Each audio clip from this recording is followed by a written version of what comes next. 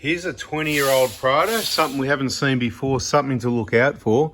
It's got some nice replacement airbags. I'd say aftermarket, that's cool. That's not what we're talking about. While you've got the old flogged shock absorbers in there, and while you had flogged airbags, and the thing ended up on the bump stops, is probably the most part the Grandes that have got the airbags. Look at this bump stop, there's nothing left of it. Just in case you're wondering what it should look like, that's what a new one looks like. That's better, isn't it? Beautiful. I wonder how it'll work. Looks like that. That's in the process. Yep, I've never seen anything like it. So it's obviously because it's a Grande, the airbags have been gone.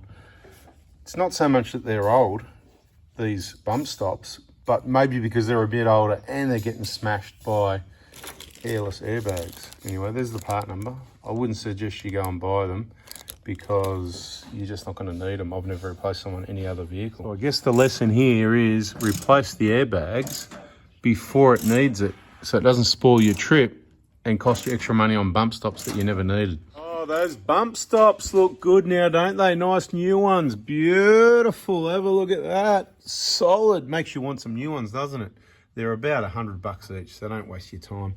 All right, thanks for watching. Hope you learned something. Don't let those airbags go ba-boom on the bump stops, or it'll cost you an extra $200 or $300. See ya.